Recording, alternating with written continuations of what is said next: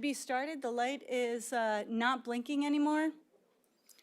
Are there any people in the back that we should bring out here? Like, other commissioners. There we go, okay.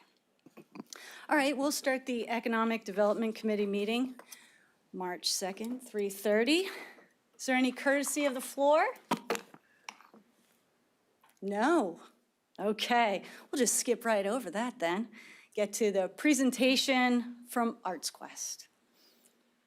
Thank you all for giving me the opportunity to come here and present today. Always appreciate being in front of any members of council. Wanted to update you on what happened last year and specifically highlighting what Northampton County provided in terms of support. Also want to give you a little refresher on what's happening with the capital campaign and what is coming next in that endeavor. So never want to assume that people know who we are, but here is our mission. There's a lot of words here, but let me boil it down to our goal is to increase access to the arts for all, and we use arts and culture for urban revitalization and to help build community. Picture you see on your left was a great program we did this past year with Bart Cooper, who is an internationally known artist who grew up here in the Lehigh Valley, now located in Los Angeles, but did a fantastic exhibit, which we hope will demonstrate what we're going to be able to do with the new cultural center, which I'll speak about in a little bit. So just a reminder, Music Fest started in '84. We are the only festival to be awarded back-to-back top music festivals in North America by USA Today Best. After '84, we started Chris Kinnemart in '93. Just this past year, Chris Kinnemart was one of the reasons why Bethlehem was rated one of the top places to spend the holidays by Condé Nast magazine. Then, of course, we fast forward to '98, where we said, what if we could do arts and culture year-round under a roof instead of just festivals, where you have got the weather issue? And then we fast forward to Steel Stacks, which we opened back in 2011. The most recent addition to that campus was the relaunch of the ArtsQuest Center first floor in 2020. So, along with our mission of providing access to the arts for all and building up our urban communities, we like to build up the brand of Bethlehem. That is one of the things we try to do through tourism development, but also whenever we are mentioning our program, we are mentioning the city of Bethlehem being Bethlehem-based. And since we are living in a world of 10 best lists of everything, we just like to collect where we are included across the country, whether it's Music Fest or Steel Stacks or Chris Kinnemart. This is something that we think helps to build the brand of both Bethlehem and Northampton County.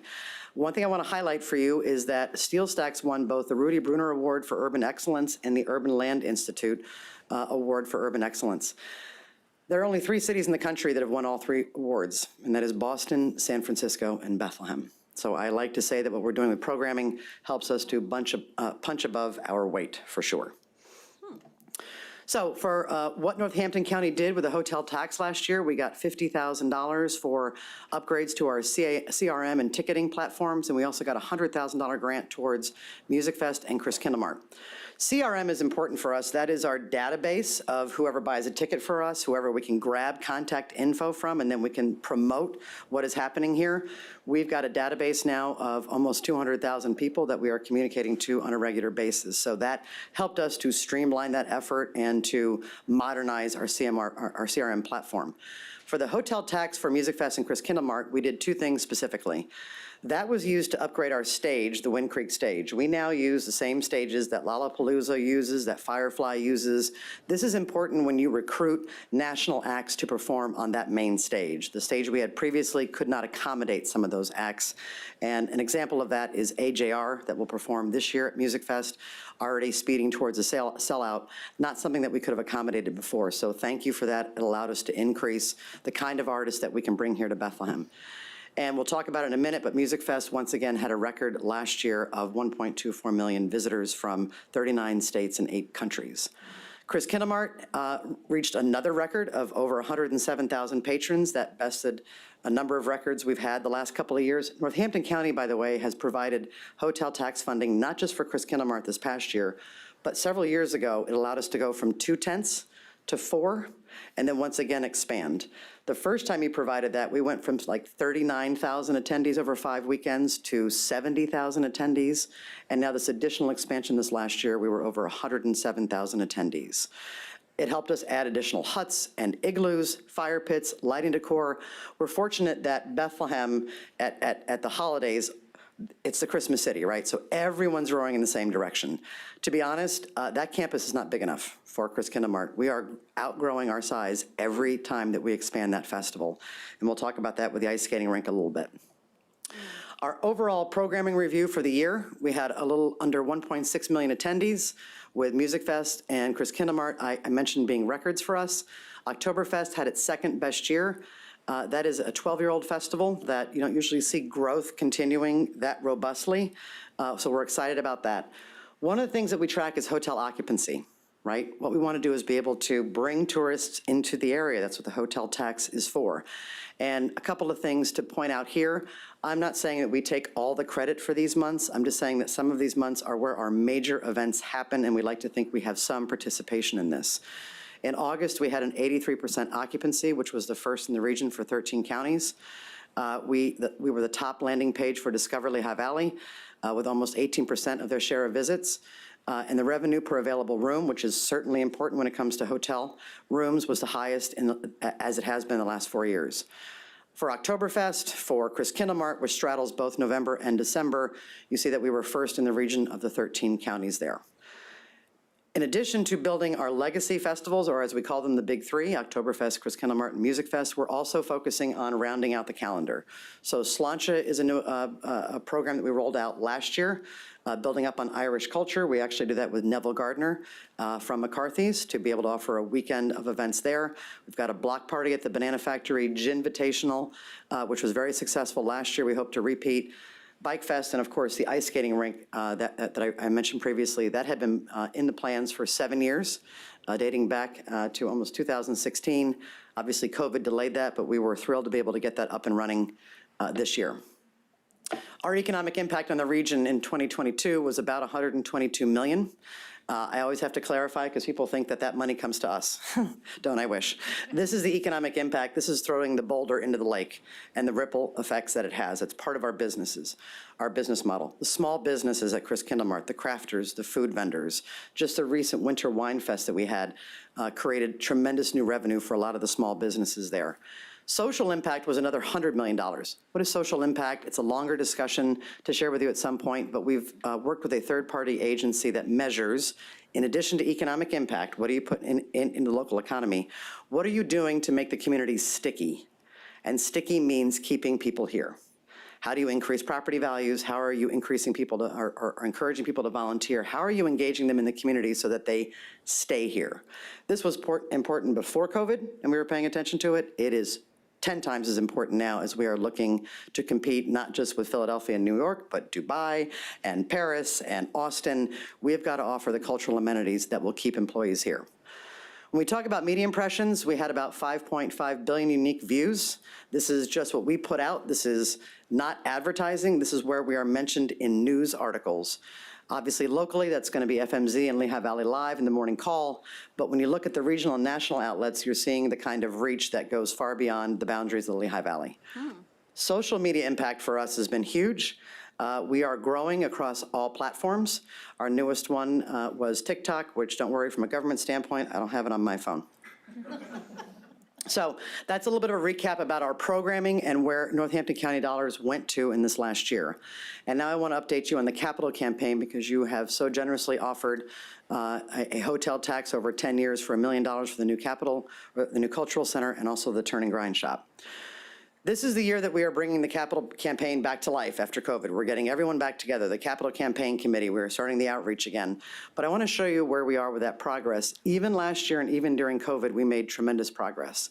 For the Cultural Center, we have $22 million investment there, although my architects tell me to close my eyes when they give me the new estimates. But we've got $14.5 million raised to date so far on that. Thanks again to Northampton County and its generous investment there. The Turn and Grind is a $14 million investment. We have raised $8.4 million for that. Northampton County gave another $1 million to that, and last year that received $7 million in RCAP, which was the largest RCAP received in the Lehigh Valley. And that was a tremendous effort on behalf of the entire Lehigh Valley political delegation to make that happen. The ArtsQuest Center first floor, that was $2 million. We have completed that and opened it. One thing I will mention, if ArtsQuest announces a capital campaign again, you should pull out all of your investments from the market because we announced steel stacks in September of 2008. and the market crashed the next month. And then we announced our current capital campaign just a few months before COVID, and then we opened a restaurant in June of 2020 when no restaurant was opening. So again, we're excited to have this progress, but please run and hide with your investments when we announce our next one. Reserves is a big deal. We've been able to put $2.2 million aside for that. Why does that matter? Prior to COVID, we had to get event cancellation insurance for Music Fest. You can insure anything you want, but we would insure, what we could afford to insure was 4 days. We wouldn't typically insure the weekends. Post-COVID, and prior to COVID, your premium would be $95,000 to get that insurance for 4 days. Now it is $250,000, and it is $100,000 a day deductible. That is untenable. So we could not get event cancellation insurance anymore. So we have been able to fund our reserves, and that's essentially an insurance, a catastrophic insurance fund. That is what we used to buy event cancellation insurance for in the amount of $2.2 million. So we've put that aside to be able to shore up our resources and reserves if needed. Risk capital, the ice skating rink is a great example of that. We want to get $4 million raised for that. We've got 1.5. Where would risk capital happen? The ice skating rink. So we opened that this past year, did so great from a branding standpoint. We sold out on so many Saturdays. It was wonderful. We lost our shirt on it. We need a couple of years when we roll out new programs to be able to recoup that investment and get it up to the point that it is self-sustaining. So last year we lost about $160,000 in the ice skating rink. That is going to be our challenge for next year, is to close that gap, but having that risk capital to dedicate some money to that helps to keep that programming going forward until we can get it up on its feet. The endowment fund, that's going to be a long-term investment. That's individuals, planned giving, charitable remainder trusts, but we do want to include it in this capital campaign to make people aware that we are able to handle those gifts. All right, let me just get into the real quick, knowing the time here. Prior to COVID, the Historic Commission had given us approval to tear down 4 of the 6 buildings. They are in red. We had to go back to ask for the building number 3 and 6 to also be torn down. We were fortunate that while Historic Commission turned it down, and believe me, I understand their agenda, they have a goal, and I respect it. City Council, and I think they did what they should have done in their job, but City Council reversed that decision so that we can tear down all 6 buildings and build a new 5-story building straight up. And you see on the right there what that building would look like at night. It looks like 4 floors, but per the Historic Commission guidelines, the 5th floor is set back. So it doesn't look as foreboding as you walk down the street and create sort of an alley. A couple of things that we're going to have in this building is a maker space. We know that we need this in talking to Northampton Community College and Lehigh University. This is a space where artists and entrepreneurs can have access to welding, 3D printing, woodworking, create prototypes for equipment that they can't necessarily afford at home. Educational opportunities, we're going to offer broadband in this building for anyone who needs to use it. In particular, we're thinking about Bethlehem Area School District students, especially after school. And speaking of BASD, we are going to be their partnership for their capstone project for all of their high school students that pick communications pathway as their major. So they can create their portfolio by having a social media lab in the new cultural center, and they have access to all of our programming year-round to do blogs, vlogs, podcasts, and that's from main stage artists to AJR to cultural center artists to Music Fest Cafe artists to just even our staff. And then for visual arts, we're going to be able to recruit regional and national artists like I talked about with Bart Cooper. That was really our step, putting our toe in the water to see how successful that could be. And it was extraordinarily successful, and we think we can bring in international artists to do residences here in Bethlehem for a number of months to work with the community, the corporate community, and the school districts. Just a cool thing I'd like to point out, this is looking from 3rd Street, so if you're at Zest looking down and say, wow, those are really pretty window patterns, what those window patterns actually spell out is we want to show in this new building the blending of technology and binary code. I'm sorry, technology, this is totally the Matrix. This is the blending of technology and art, and in binary code, these windows spell out art for all. So just trying to build on to our mission of increasing access to the arts for all. Don't be surprised if you see us all wearing these t-shirts soon. This is the back of the building, so if you were to look, so you see the parking lot, it now runs parallel to 3rd Street where it used to run perpendicular. This is a safety improvement too. If anyone been down to the Banana Factory, people use that parking lot as a street, which is just not safe. So putting it along 3rd Street helps to build out that street front and then put the parking in the back from a safety standpoint. I wish I could tell you the windows had a special design here, but they don't. The brick that you see on the left with the garage door, that's the new glass studio that will double in size, and the 2 columns you see coming out of there will be the venting for the hot glass studio. To your left here, where that red car is everyone's favorite Lehigh Pizza. But I want to highlight to the right 2 things. One is that art you see. That's going to be a rotating mural that will be able to put up new public art 3 to 4 times a year. And then you see all the glass on the 2nd, 3rd, and 4th floor there.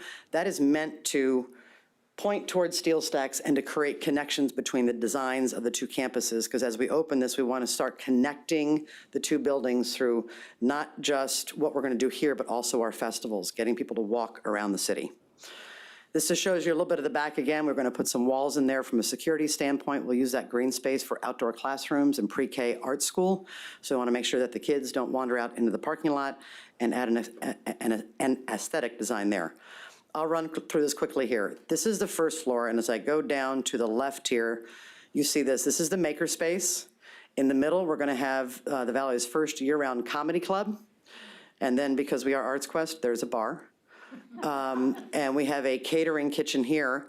We have a large art gallery here, a smaller one here. The green area is the glass studio, and then this is your lobby, corridor, and elevators. We will still be able to accommodate private events here too. We can close all this off for corporate meetings or weddings. But we want to get as much activity as we can on that 1st floor. 2nd floor, and this is where you start to get the economies and being able to tear everything down and build up. So now we can localize all of the utilities, all the plumbing, instead of having to wind it around a bunch of old buildings. We have tenant space over here where right now PYT is located. All the bays you're going to see are artist studios. Artist studios are going to increase by about 20%, and we have a waiting list right now. Each floor will have its own independent gallery and lounge. So we're increasing the number of gallery spaces here. And then the purple will be the classrooms that I mentioned that will face towards steel stacks. Repeating again, the artist studios, this is that social media lab I was mentioning with Bethlehem Area School District. This is also another tenant space, which is right now the volunteer center. And we've got more classrooms over here. Finally, on the 4th floor, we've got ArtsQuest offices, which may change in size. If we learn anything through COVID, we can do a lot of things virtually, so maybe this can be more programming space. Artist studios, and then classrooms here. And then finally, the 5th floor, we're just adding, because believe it or not, at 4 floors, we're already out of space. So if we can just add that 5th floor for us to be able to finish at a later time, that will be less expensive than doing it later. I will tell you that we've had a number of nonprofits approach us to build that floor out and to utilize it as well. Again, we want a cultural center. So not just visual arts, what other community organizations can we get into this building?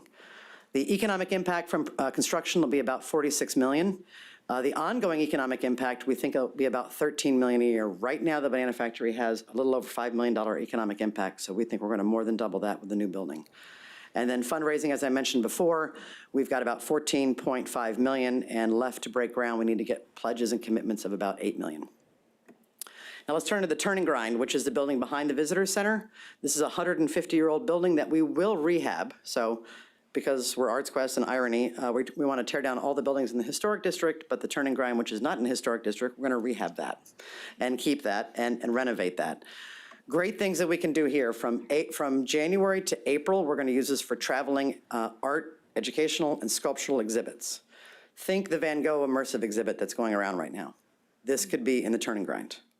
The ability to bring in school districts from, and we are, by the way, the arts and education partner for the Pennsylvania Council on the Arts, so we're already in 4 other counties, or 4 counties in total. Be able to reach those school districts, go out towards Harrisburg and into New Jersey. Once April hits, we all know it's the season of galas and nonprofit fundraisers. Right now in the Music Fest Cafe, we've got great demand to do those fundraisers in that room, which is a great way to support our mission, but it means we're not doing programming.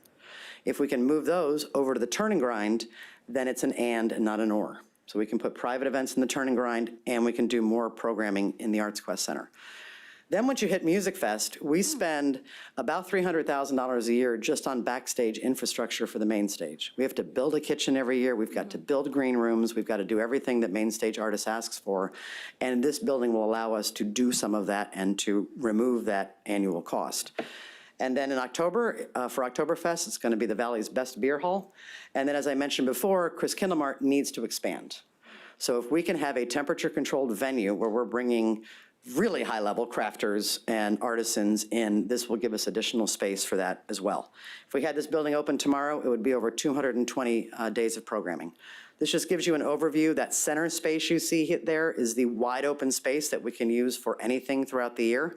And there are bays on either side of the building. So there's a bay up here, and there's a bay down there, which we would use for restrooms and storage, and up top would be kitchens so that we could service this entire area.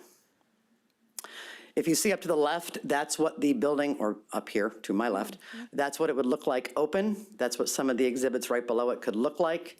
This is the vestibule area, what a private event could look like. That's the current Chris Kindle Mart, but you could see it fitting in here. And this is an example of what the beer hall could look like during Oktoberfest. So an economic impact for construction of $26 million, and we think it doesn't currently have an economic impact because it is storage for us, and my facilities people hope we never raise the money for this because I don't know where the storage is going to go, but we'll deal with that later. But on an ongoing basis, we think the economic impact with programming will be just under $13 million. We've got about $5.6 million to raise for us to raise in order to break ground. I'll tell you that the Cultural Center is our first priority. We want to get that done. We're going to seek more individuals and a few companies to close the gap for the turn and grind so that we're not tapping the same sources twice. Wow. So again, wanted to thank you all for your support. I hope I didn't run over the time, and thank you again for all you do to make what we do at ArtsQuest possible. Yeah, it's great. I absolutely love ArtsQuest. I do go there occasionally. As do I. Yeah, I know, we're all guilty. So the one thing that bothers me all the time when I go there is the plastic cups. There's so many of them. Uh-huh. Can you just get the eco-friendly ones that are like degradable, maybe? It's just a thing. I know that you go through a bazillion cups in a weekend. I think it's an excellent point, besides the fact that I just don't like how it looks and feels. I like glass too. Right, but artists actually worry about glass. Right. Artists don't want that glass as much just because it becomes a projectile. But we are now beginning to look at, and one of our board members is the head of investor relations for Air Products, and he has had a sit down with us to say, what is your ESG focus and where are you focused? And that's one of the things that he talked about. So look for what we're doing at Music Fest to help from that standpoint, and then for things in the future. So that helps me go back to the team to say, let's look at what this cost is. Right, because that's part of it too, is that you're having these two buildings going up. Is there any sort of LEED certification or sustainability? Yeah, LEED certification, I'll be honest, is very expensive, and I think it would break the budget for this. However, there's other things that we are looking at a number of festivals around the country, especially as you look at the younger generation. They have a huge interest in this. How do you offset your carbon footprint? So we're looking at some things. In a number of festivals, you can buy a $5 wristband that, if you buy that wristband, plants 10 trees.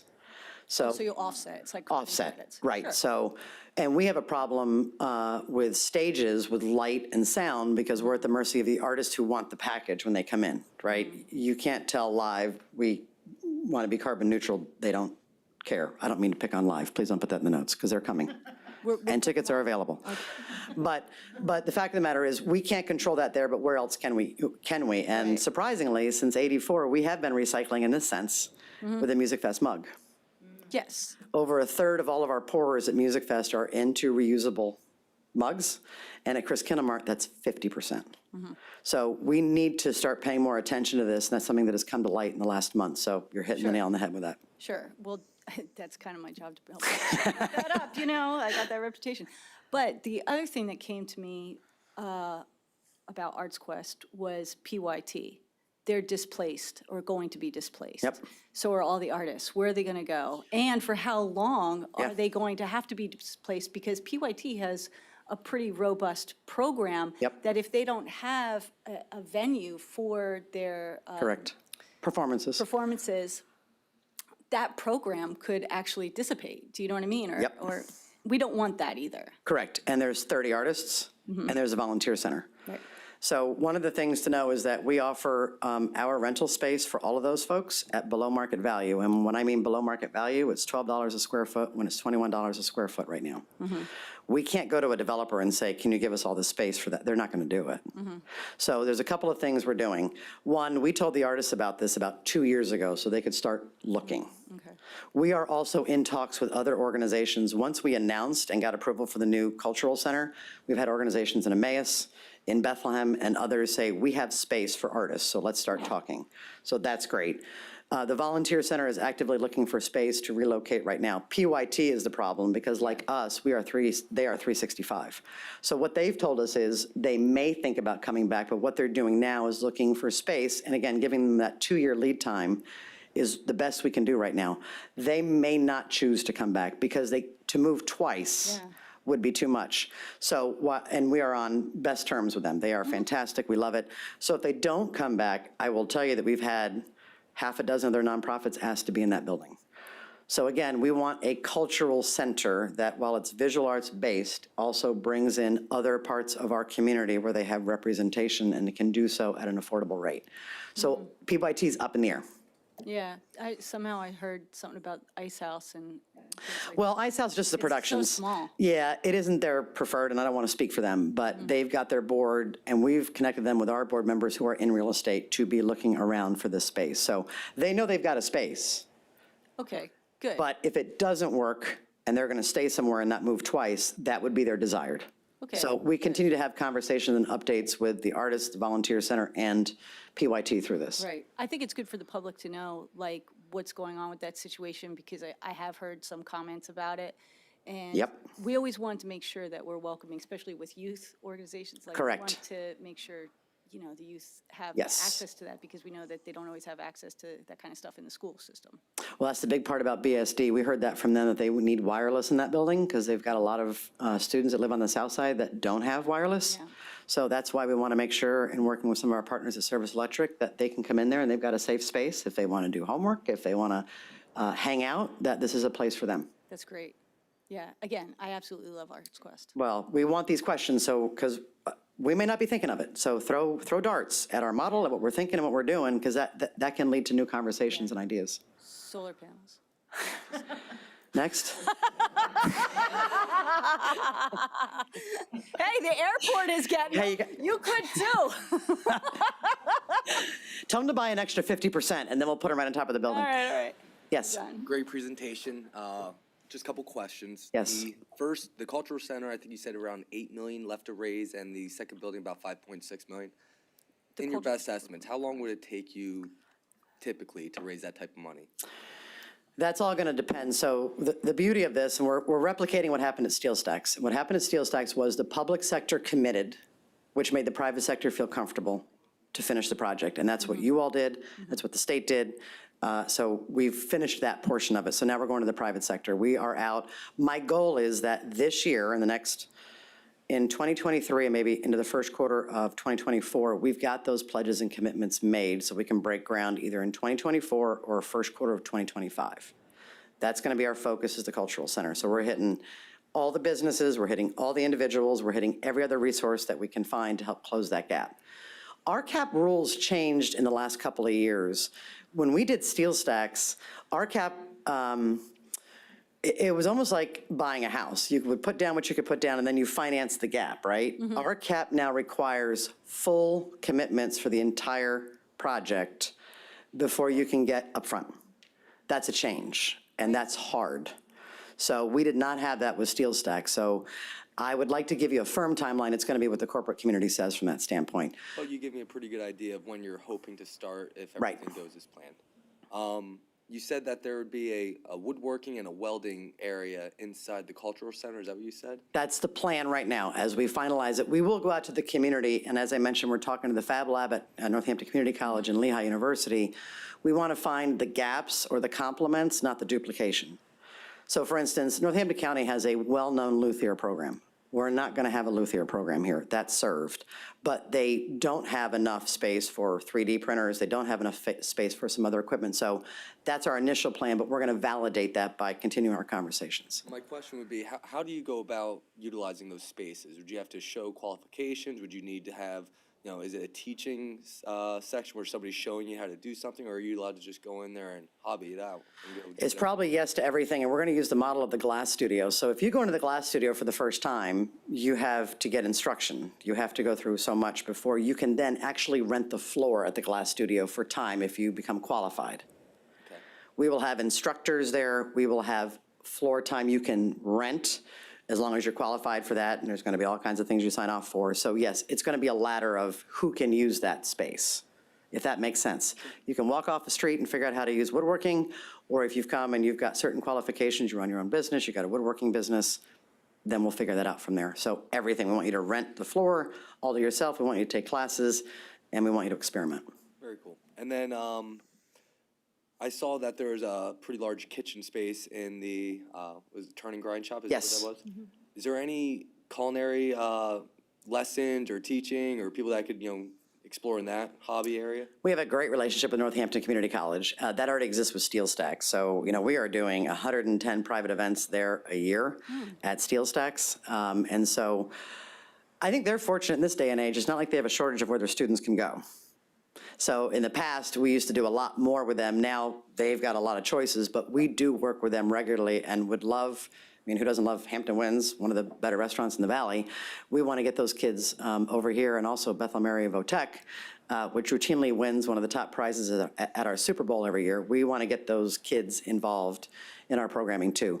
Levy is our food partner at Steel Stacks and at Turn and Grind. They are part of the Compass Group, which is the largest food company in the nation, and Levy is their boutique firm. So they run the everything at the ArtsQuest Center for us. They will do the same at Turn and Grind and the same at the Banana Factory. Great. Thank you.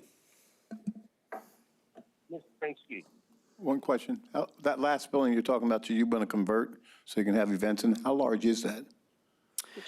It's like the Turn and Grind. I think it's about 13,000 square feet in that middle space. So there's bays on either side. The ArtsQuest Center is about the Music Fest Cafe is about 5,500 square feet. Aggressive plan, I like it. It should hold about 800, and then you've got the PNC Plaza outside, so you can put some larger events in there, seated events. Yeah. I really value that you're preserving that part of the Turn and Grind, because I think to many people who grew up in Bethlehem, we have relatives who work there, and, both my grandparents work there, so that holds a special value to me. So every time I go down to Steel Stacks, I'm like, oh yeah, there's this. Yeah. My son really hates when I tell the story. By now. I meet those people every day that walk in the Hoover Mesa Trestle. If you just wander outside, they said, hey, my dad worked here, or my mom worked in the SGO building. And so, yeah, being able to save that, we thought was much more important than the Banana Factory. Again, history is a subjective definition. Yeah. But I'm glad that we're able to do both, right? We're going to bookend that. We're going to build new, and then we're going to preserve history, which we've been doing since Music Fest. Music Fest started to highlight the colonial industrial quarter, to showcase the history of Bethlehem, to bring people here. So I think we've got a sense of history, but sometimes it just doesn't make economic sense. Yeah, these are all assets, I think. Correct. So, we're good? All right, thank you so much. Thank Cassie. you. I always appreciate when you come here. And now we have a presentation from Lehigh Heavy Ford. Okay, great. Okay. See us in 2 weeks. Great. So now we have the introduction of the home ARP. Thank you so much. Thank you. Thank you so much. Thank you. Yes, so we have Frank Brooks, who is our HUD and Federal Program DCD Specialist, and he's going to give you an overview of our home ARP plan. Thank you. Good afternoon, committee members. The U.S. Department of Housing and Urban Development notified Northampton County of being awarded home additional money from the American Rescue Plan. It's called a home ARP plan. And we got funding awarded in the amount of $2,388,781 and no cents. To receive these home ARP funds, HUD was requiring of us to do a two-step process. So I'm here to report on the progress of the first step being run to secure this funding. As part of this first step process, DCED had to identify how the county can assist in providing resources to families experiencing and at risk of becoming without a home. So to assist us with this process, we consulted with public and private agencies along with organizations that provide direct assistance to our residents experiencing being without a home. These agencies provide either services and/or provide housing for us. Two agencies that we consulted was the Eastern Continuum of Care, which is a HUD-funded regional home program that HUD has decided this is the way in which we're going to attack homeless and this is how they're going to fund it. And our local Lehigh Valley Regional Homeless Assistance Board, the ROB, which has 90 members. Also, as part of this first step process, DCED consulted with housing authorities as well as our residents. This input from the meetings and consultations will be used in what we call the next step phase, which will be actually the activities that can be undertaken with these funds once HUD approves it. So the following feedback we received during this process it's no surprise to anybody that it's housing affordability. Supporting services were necessary according to a lot of our nonprofit agencies.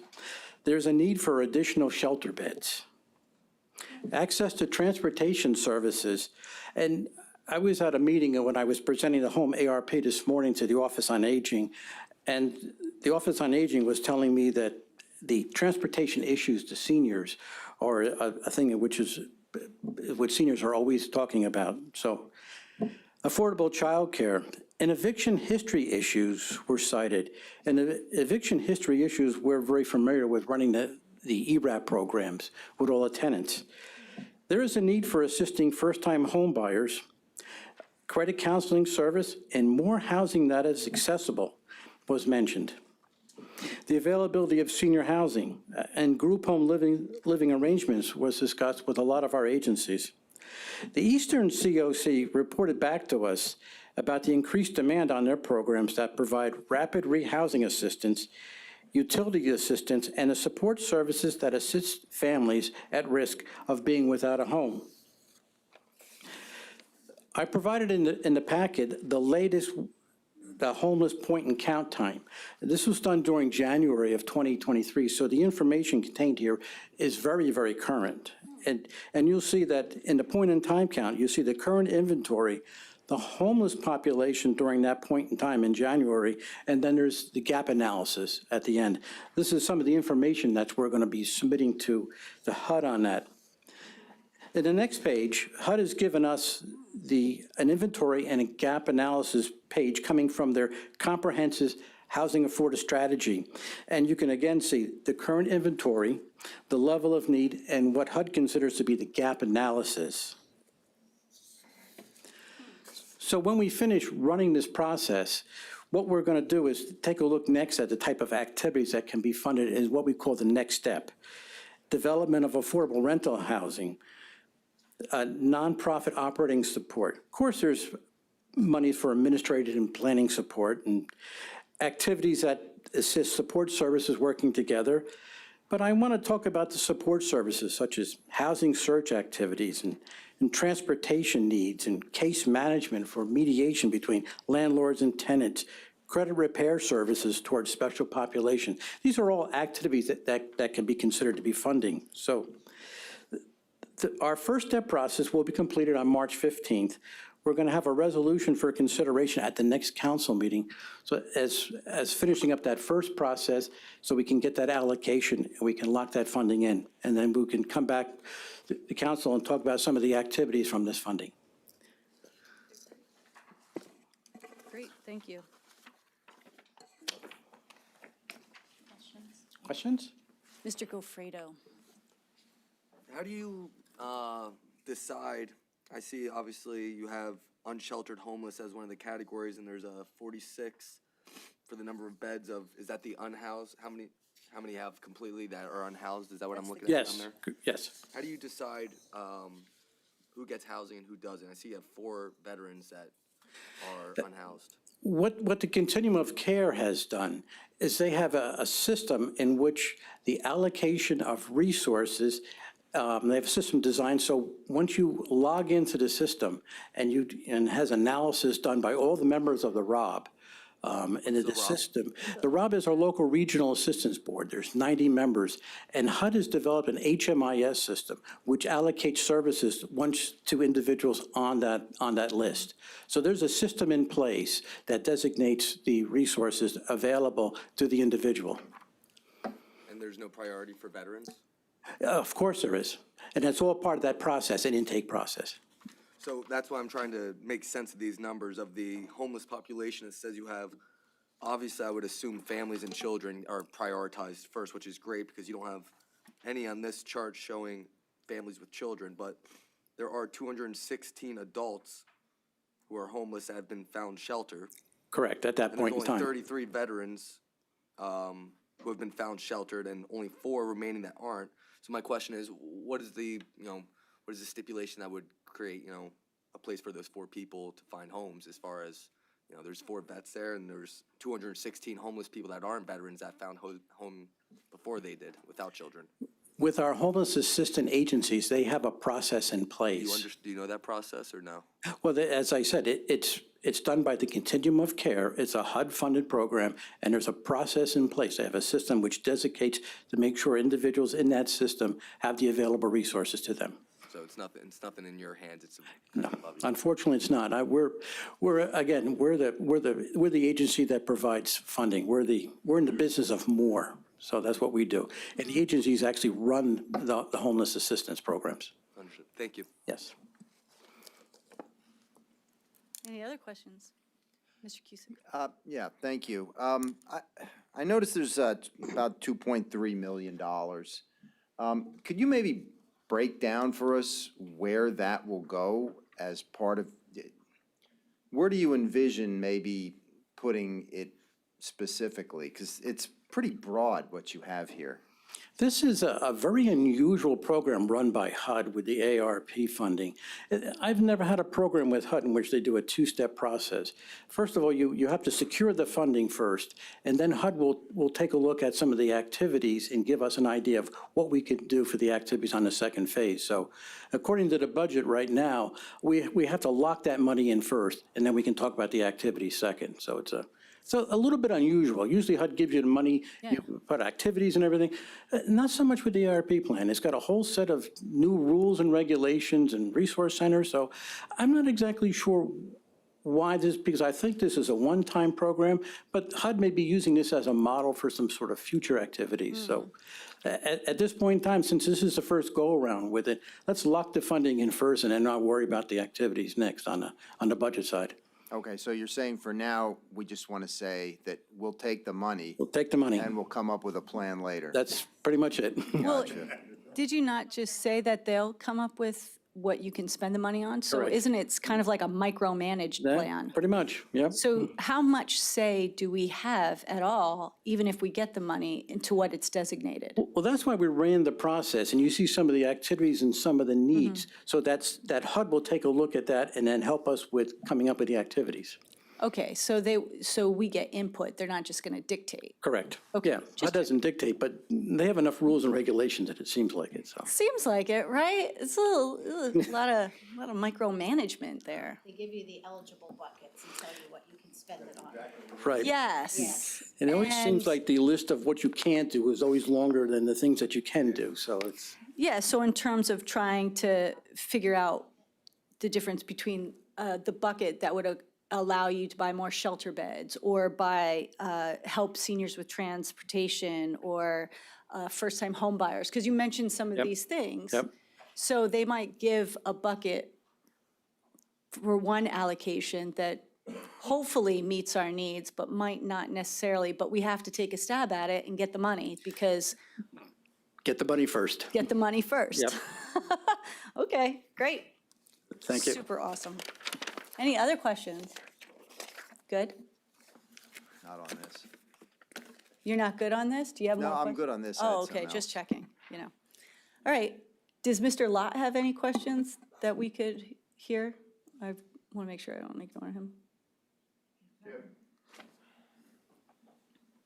did you have any questions? I can, yeah. Yes. Sorry about that.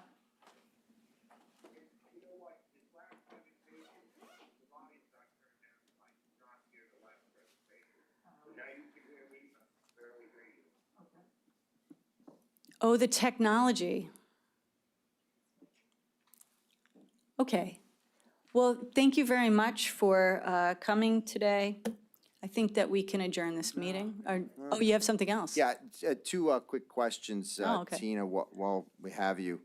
The first one, I've had some questions about the Upper Mount Bethel Township LERTA.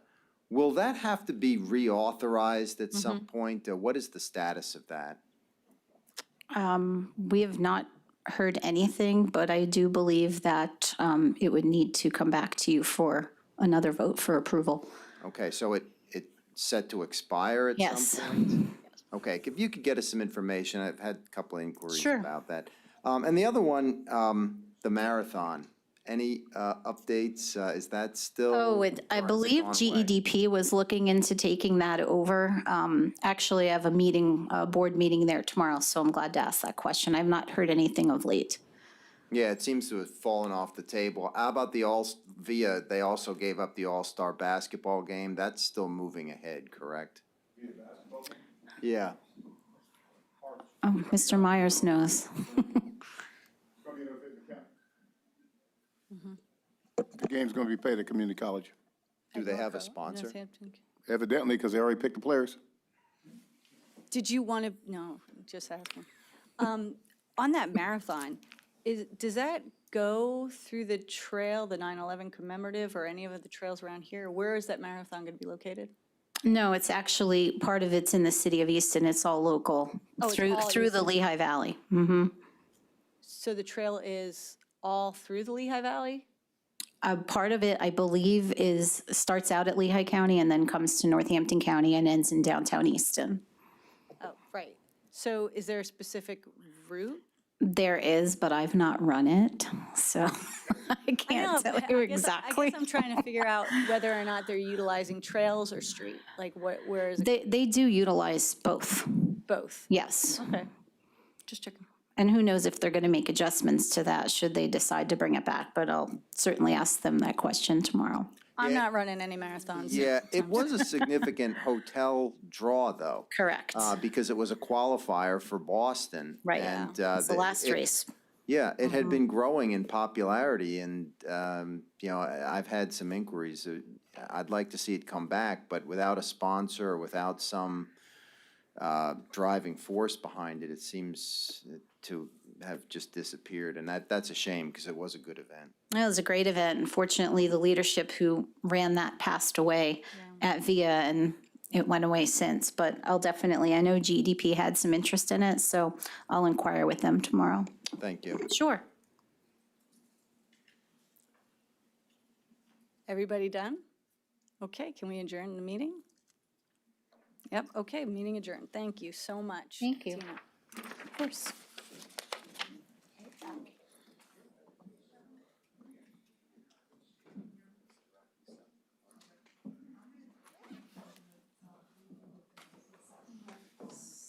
Would it be possible for me to get a copy of the PowerPoint presentation from ArtsQuest?